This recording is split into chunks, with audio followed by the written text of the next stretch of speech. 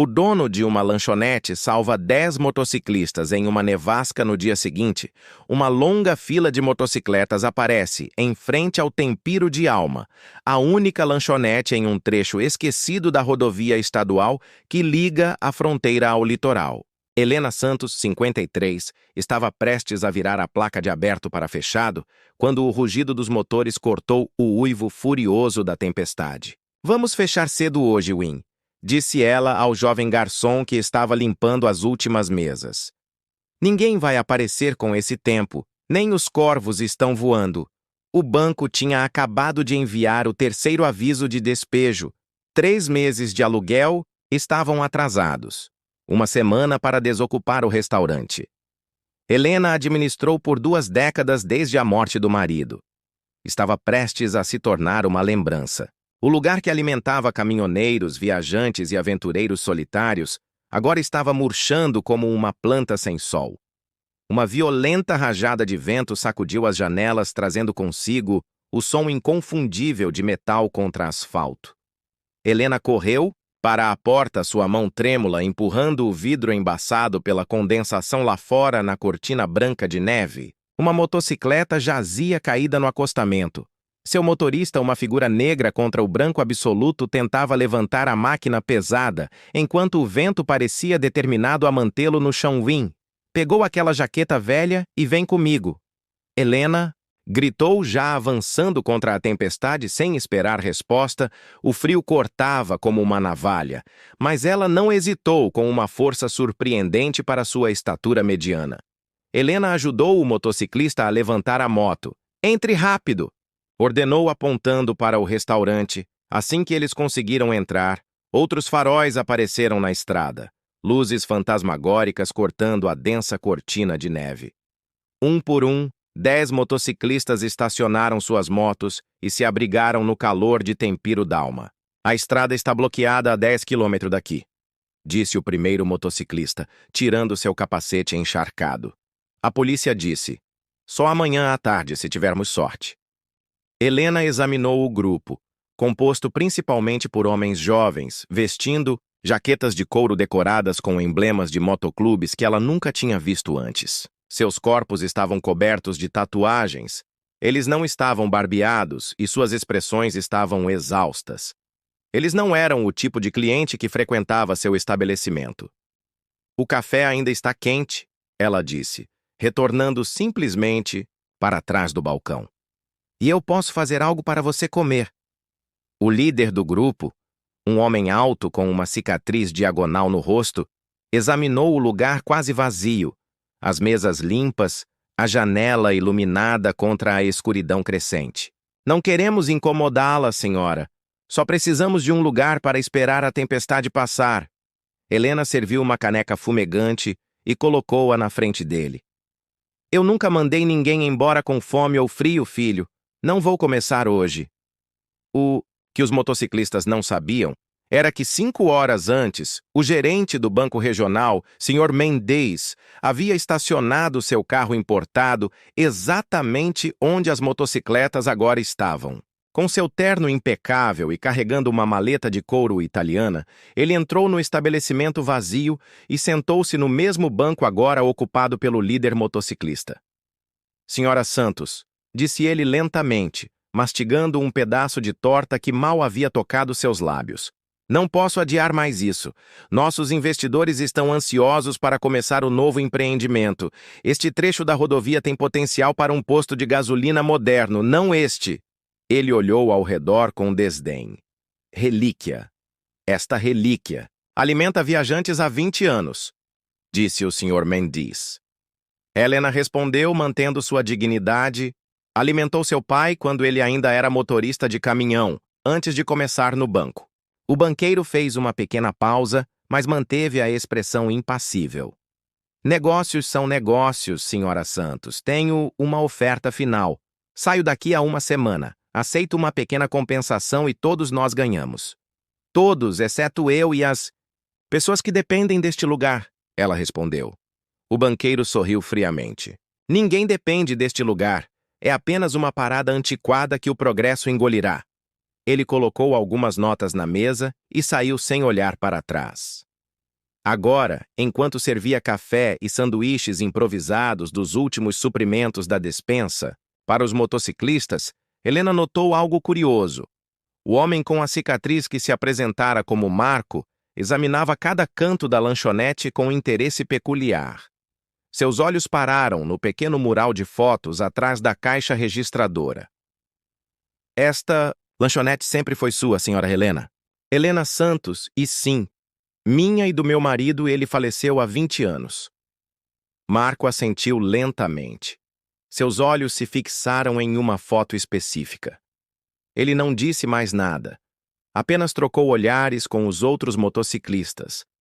O que ninguém naquele grupo poderia imaginar era que a simples decisão de Helena de abrir suas portas em uma noite de tempestade, quando ela tinha todo o direito de fechá-las, não apenas salvaria aqueles motociclistas do frio mortal, mas também desencadearia uma série de eventos que mudariam para sempre a vida de todos os envolvidos, especialmente do banqueiro arrogante que planejava demolir o último refúgio naquela estrada esquecida.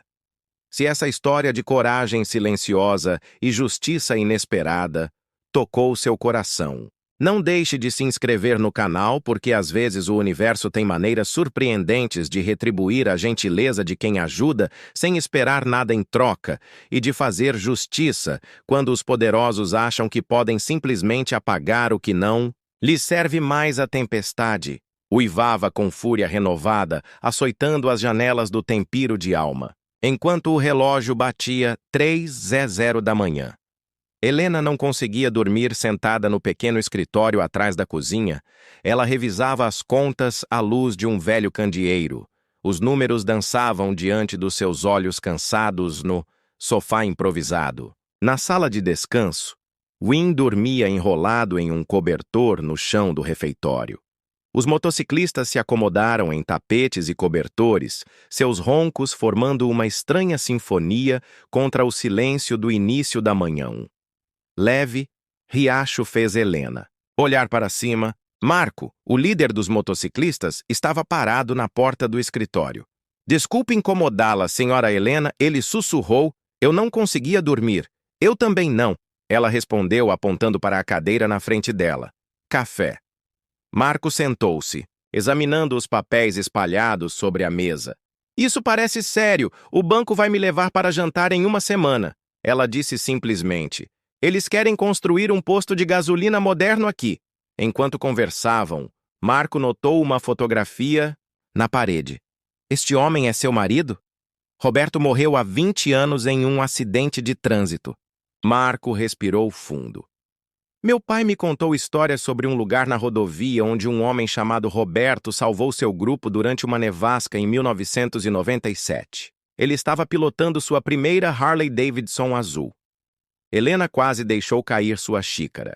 Ela rapidamente pegou um álbum antigo e o folheou até encontrar uma foto desbotada. Roberto com 5 motociclistas, uma Harley azul no canto.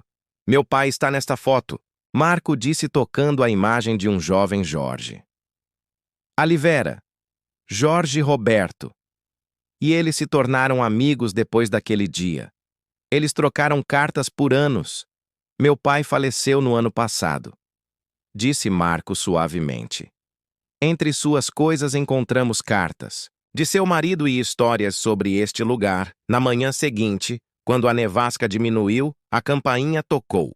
Uma mulher de cerca de 40 anos, vestida formalmente, entrou sacudindo a neve do casaco. Sou Ana Pereira, advogada especializada em direito imobiliário, ela se apresentou. Estou aqui pelo grupo Motociclistas Solidários. Marco apareceu da área onde os outros estavam dormindo. Ana é uma velha amiga, uma das melhores advogadas que conheço. Passei a noite revisando seu caso. Honor explicou, colocando sua pasta no balcão.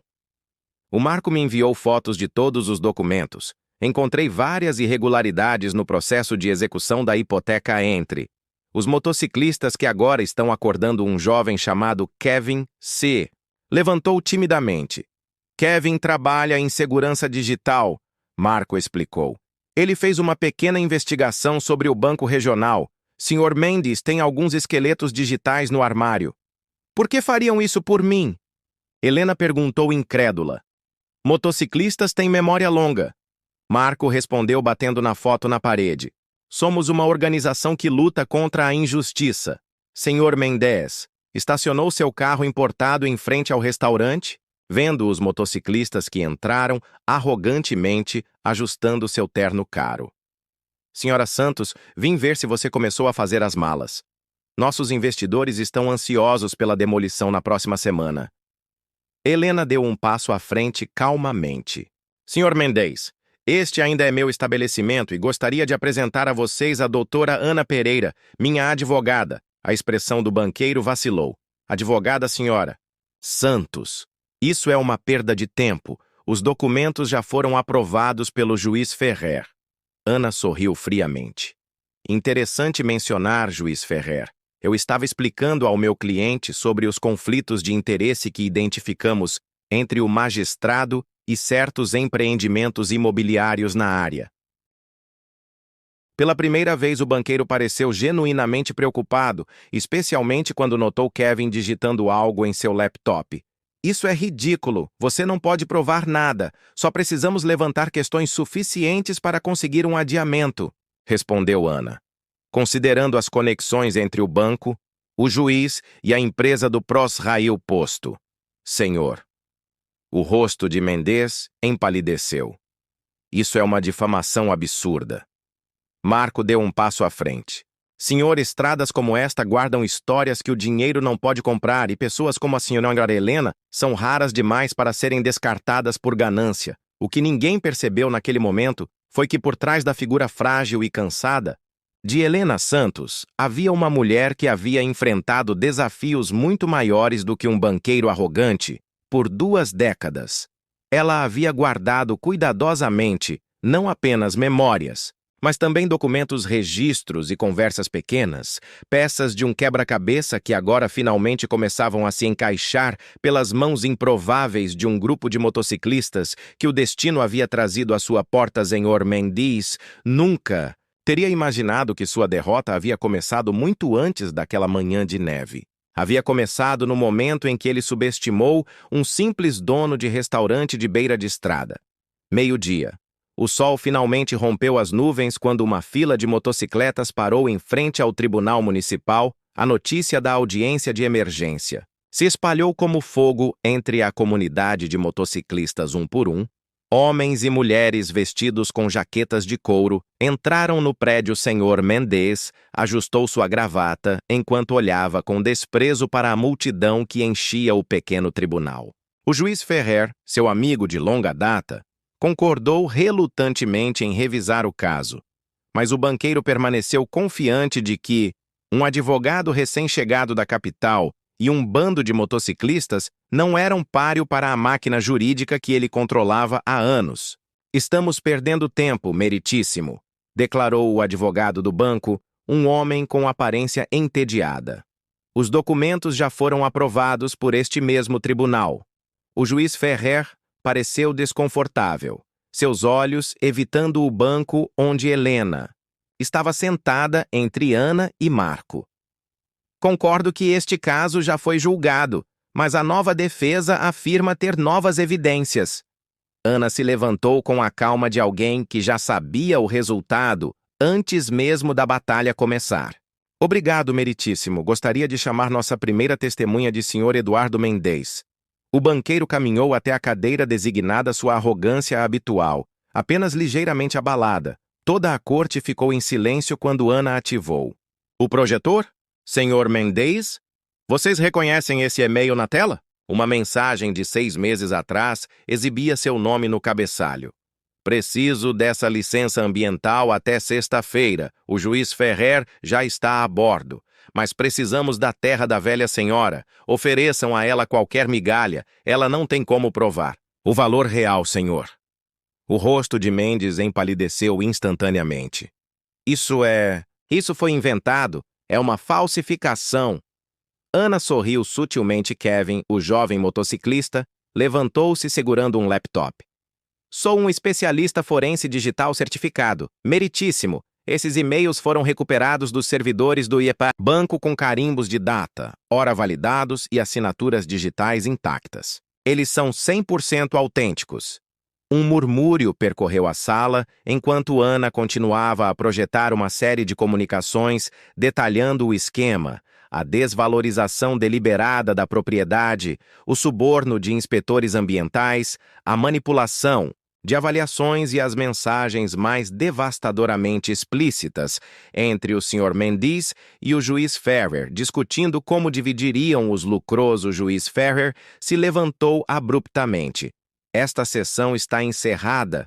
Precisamos... A voz de sua meritíssima Ana cortou o ar como aço frio. Devo informá-lo de que esta prova já foi enviada simultaneamente ao Ministério Público, ao Conselho Nacional de Justiça e a 3 veículos de comunicação. Naquele momento, 2 oficiais de justiça entraram na sala. Um deles se aproximou do juiz com um documento oficial. O juiz Nirona ordenou sua substituição imediata neste caso, senhor. E há um mandado preliminar para a apreensão de seus dispositivos eletrônicos. O segundo oficial caminhou em direção ao Sr. Mendes, que parecia ter envelhecido 10 anos nos últimos minutos. Sr. Eduardo Mendes, o senhor está intimado a depor em uma investigação por fraude, corrupção ativa e conspiração. A nova juíza, uma mulher de meia-idade de aparência severa, levou apenas 20 minutos para anular a execução hipotecária e ordenar uma investigação completa sobre as práticas do Banco Regional na região quando eles saíram do tribunal. Helena ficou surpresa com o barulho ensurdecedor. A rua inteira estava cheia de motocicletas.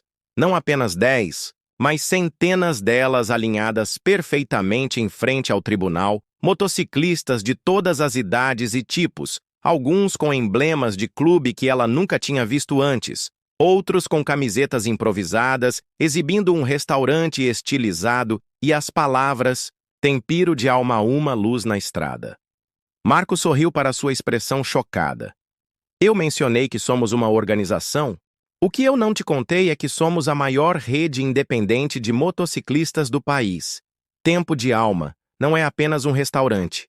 Helena é um símbolo para nós. Um motociclista mais velho se aproximou tirando o capacete. Seu marido Roberto salvou minha vida em 1995, ele disse com a voz embargada.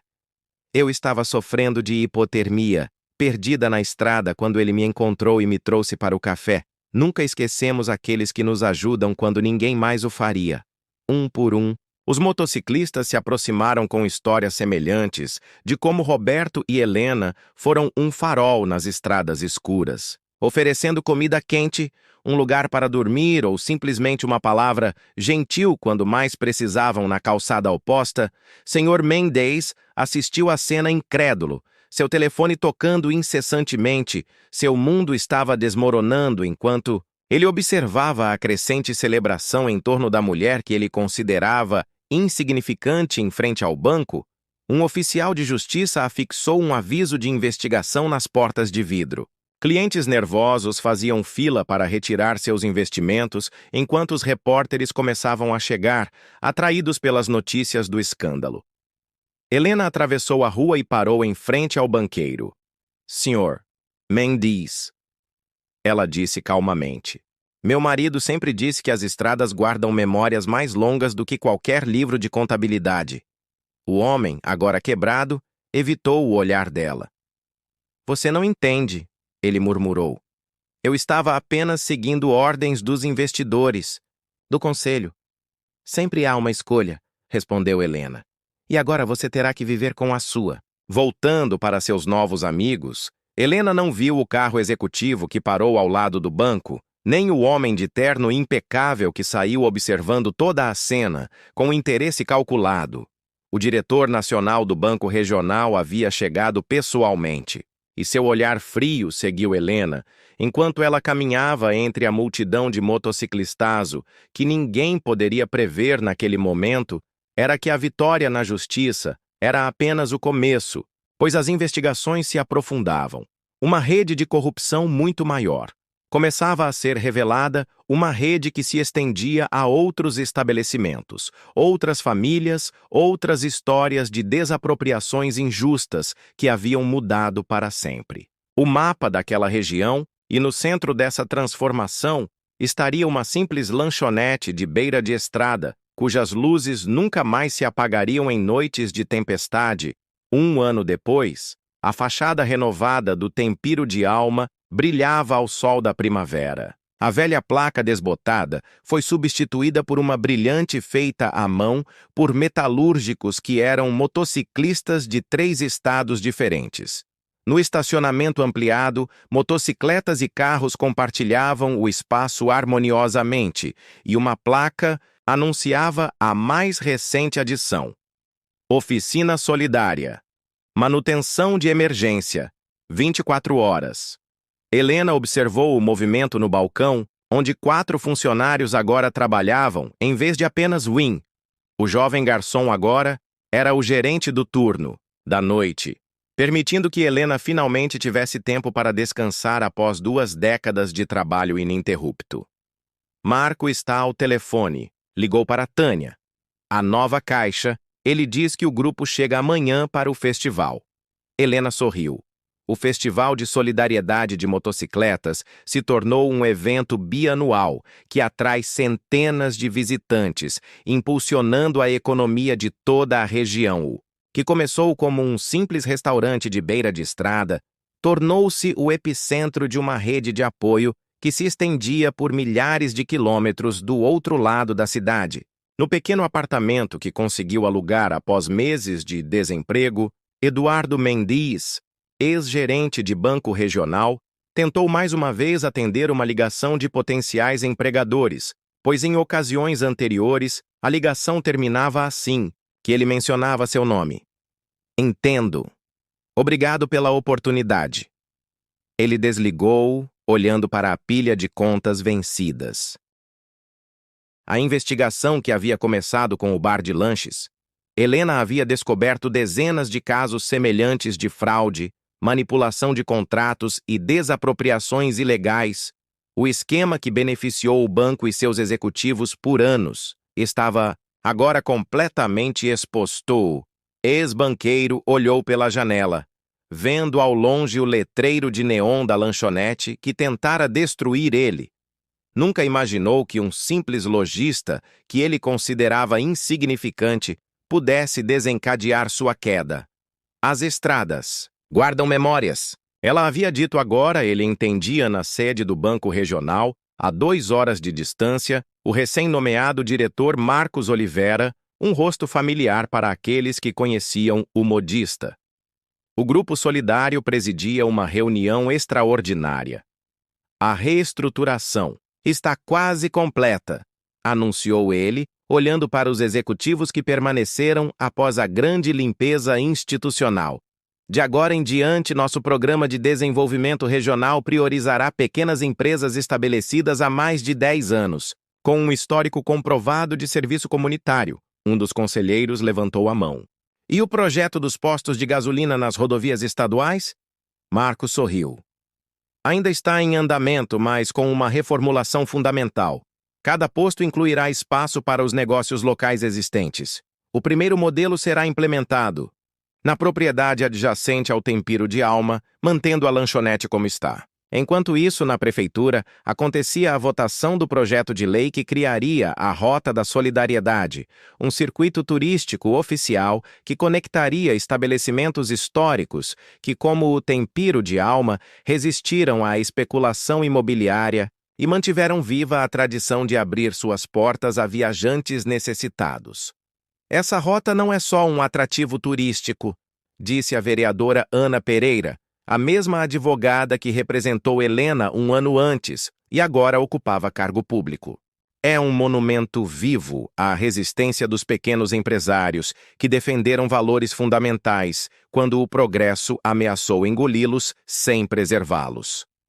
A lei foi aprovada por unanimidade, com uma cláusula especial garantindo a proteção Do patrimônio cultural para estabelecimentos com mais de 15 anos de serviço contínuo à comunidade. No final da tarde, quando Helena fechou a caixa registradora, encontrou uma carta endereçada a ela. O envelope oficial continha um convite para receber a Medalha de Honra Comunitária do Estado, a mais alta condecoração civil por serviços prestados à sociedade.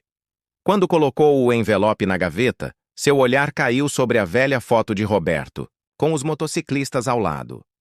Uma nova moldura mostrava Helena com Marco e seu grupo na noite da nevasca de um ano atrás. Você ficaria orgulhoso, velho teimoso. Ela sussurrou, tocando a imagem do marido. As luzes ainda estão acesas. Naquela noite, quando Helena finalmente se retirou para seu pequeno apartamento acima do restaurante, seu telefone tocou. Era Kevin, o jovem especialista em tecnologia que ajudou a expor o esquema bancário. Senhorita.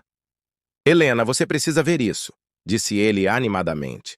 O artigo sobre o tempiro Dalma acabou de se tornar viral, com mais de 1 milhão de visualizações em apenas 3 horas. Helena sorriu ao se lembrar da jovem jornalista que havia visitado o estabelecimento na semana anterior à gravação de sua matéria.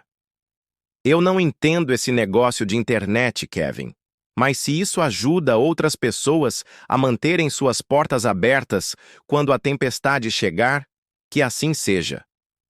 O que Helena jamais poderia imaginar é que sua história simples, nascida de um ato de bondade em uma noite tempestuosa, estava inspirando pessoas em todo o país a redescobrir o valor das comunidades de apoio mútuo em um mundo cada vez mais individualista. E quando o Sr. Mendes finalmente conseguiu um emprego, 6 meses depois, foi como frentista em um dos postos de gasolina da nova rede que substituiu o projeto que ele havia planejado do outro lado da rodovia. As luzes do tempiro do Alma brilhavam mais intensamente do que nunca, lembrando-o todos os dias que existem forças mais poderosas que o dinheiro, a memória das estradas e a solidariedade que floresce quando você menos espera. Nos encontramos em encruzilhadas na vida todos os dias, momentos em que podemos escolher entre fechar portas ou mantê-las abertas, entre lucrar às custas dos outros ou prosperar enquanto elevamos uma comunidade inteira. A história de Helena nos lembra que às vezes um ato de bondade que parece um sacrifício pode retornar como uma avalanche de justiça e transformação.